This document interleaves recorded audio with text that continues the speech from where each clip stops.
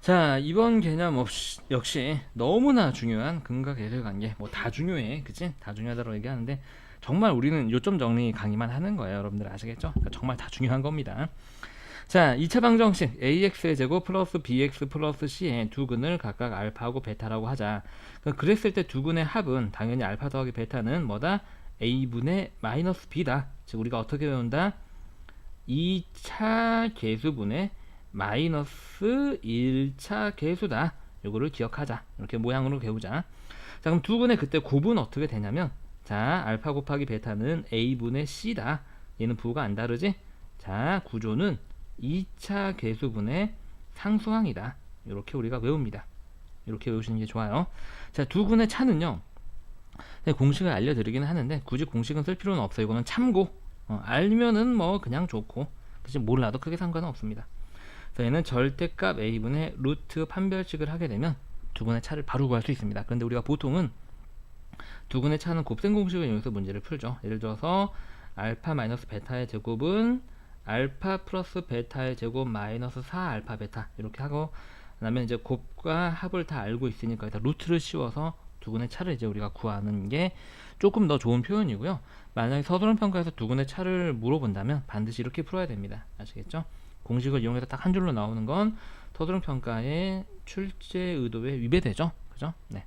곱셈 공식으로 변환할 수 있냐라는 거 보통 물어보는 거기 때문에 공식을 쓰게 되면 감점을 많이 당하게 됩니다. 그러니까 꼭 우리가 저렇게 곱셈 공식으로 표현을 해야 되겠다. 요거는 당연히 알고 있어야 되는 거고, 참고로 얘를 알면은 단답식이나 객관식을 빠르게 풀 수 있다. 자, 예를 한번 들어볼게요. 2x의 제곱 마이너스 3x 플러스 1에서 두근의 합은 자, 2차 계수분의 마이너스 1차 계수 1차 계수가 마이너스 3이죠. 이렇게 돼서 2분의 3이고요. 두근의 곱은 2차 계수분의 상수항 얼마? 1입니다.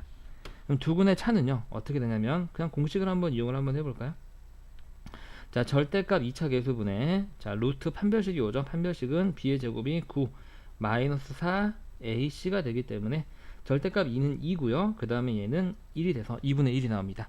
자, 그러면 얘를 우리가 정석을 한번 풀어볼게요. 두근의 차를 알파 마이너스 베타의 제곱은 알파 플러스 베타의 제곱 마이너스 4알파 베타와 같다라는 걸 이용을 한번 해보겠습니다.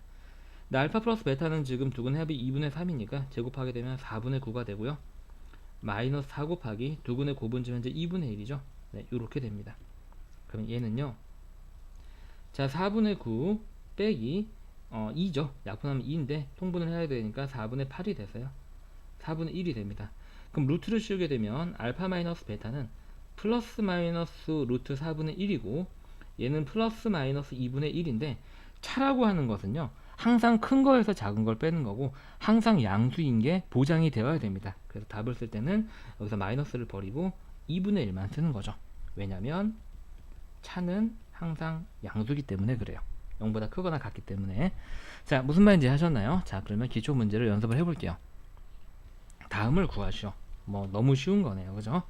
자, 그래서 여기서 두근의 합은, 자, 2차 계수분의 마이너스 1차 계수니까 마이너스 3이고요. 두근의 곱은 2차 계수분의 상수항이니까 마이너스 2고요. 자, 요거는 이제 우리가 이렇게 합과 곱을 알았을 때 바꿀 수 있는 거죠. 얘는 두근의 합의 제곱에서 뭘 뺀 거죠? 네, 2알파 베타를 뺀 거죠. 중학교 2학년 때 많이 했던 거예요. 그래서 얘가 마이너스 3인 거니까 마이너스 3의 제곱, 그 다음에 마이너스 2 곱하기 알파 베타가 마이너스인 걸 찾았죠. 그 마이너스 2는 9 더하기 4가 돼서 13 하고 풀립니다. 자, 4번 같은 경우는요, 분모가 다른 두 분수의 합이니까 당연히 통분을 해야 되겠죠. 통분하게 되면 알파 베타분의, 얘는 베타를 곱했으니까 여기도 베타를 곱하면 베타 제곱 더하기, 얘는 알파를 곱해서 통분했으니까 여기다 알파를 곱하면 알파 제곱이 되고요. 그러면 얘는 이제 알파 베타가 위에서 마이너스 2인 거 알았으니까 마이너스 2 쓰고요. 알파 제곱 더하기 베타 제곱은 방금 3번에서 우리가 여기서 구했죠. 예, 13이었네요. 이렇게 쓰면 되겠죠. 그래서 마이너스 2분의 13. 자, 이게 뭘까요? 여러분들, 알파에서 베타를 빼서 절대값을 씌웠다. 빼가지고 항상 큰 양수로 만들었다. 이게 두근의 차입니다.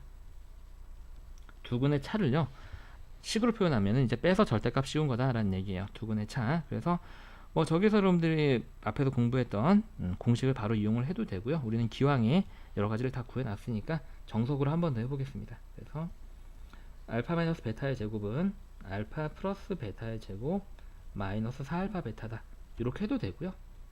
우리가 지금 알파의 제곱 더하기 베타의 제곱을 구해놨으니까 알파 제곱 더하기 베타 제곱 마이너스 2알파 베타다 이렇게 해도 되고요. 둘 중에 여러분들이 뭘 사용해도 상관이 없습니다. 기왕에 요거 써볼까요? 자, 요게 지금 위에서 13인 거 찾았잖아요. 그 다음에 요거는 마이너스 2인 거 찾았고요. 그럼 그대로 집어넣게 되면 13 마이너스 2 곱하기 마이너스 2가 되니까 17이 됩니다. 우리가 구한 건 알파 마이너스 베타의 제곱이고요. 그게 17이니까 우리가 구하는 알파 마이너스 베타는 플러스 마이너스 루트 17인데 절대값이고 항상 양수만 나와야 되기 때문에 답은 플러스 루트 17만 가져가게 됩니다.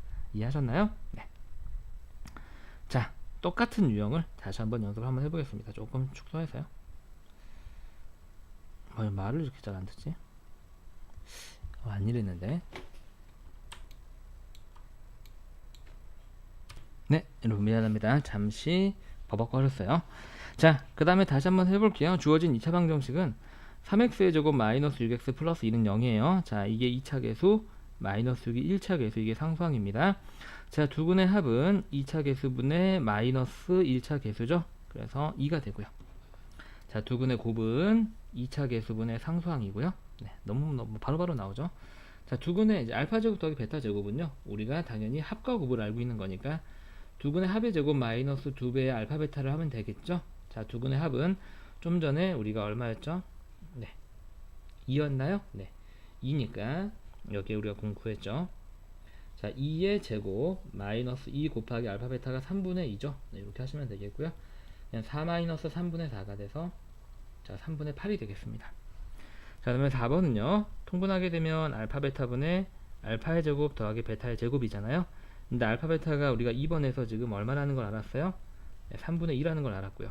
그 다음에 알파의 제곱 더하기 베타의 제곱이 얼마라는 걸 알았어요? 3번에서 3분의 8이라는 걸 알았죠.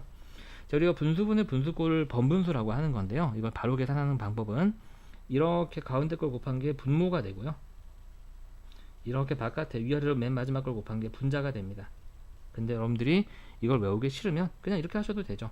분수 표현은 결과적으로 나눗셈을 줄여서 표현한 거기 때문에 얘는 사실은 얘 나누기 얘를 줄여서 표현한 거예요.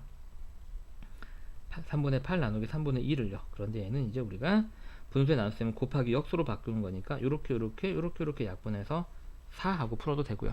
선택은 여러분들이 하는 겁니다. 아무거나 상관없어요.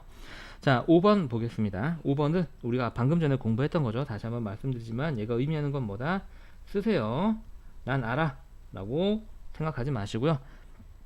알고 있는 게 언제까지 기억이 지속되는 건 아니니까 내가 이걸 한번 쓸 때마다 그 지속시간이 늘어난다 라는 걸 생각하고 꼭 씁니다.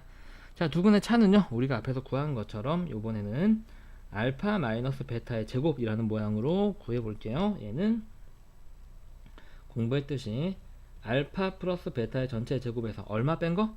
얼마? 그렇지, 4알파 베타를 뺀 거예요.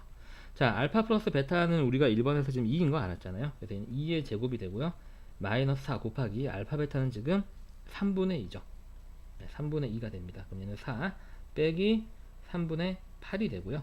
이게 3분의 10이기 때문에 3분의 4가 됩니다. 근데 우리가 구한 건 두 근의 차가 아니라 알파 마이너스 베타의 제곱이에요. 제곱. 얘를 제곱했더니 얘가 나온다는 얘기니까 제곱근의 원리에 의해서 알파 마이너스 베타는 플러스 마이너스의 루트 3분의 4가 나와야 하는데 차라고 하는 것은 항상 양수라고 선생님 말씀드렸죠.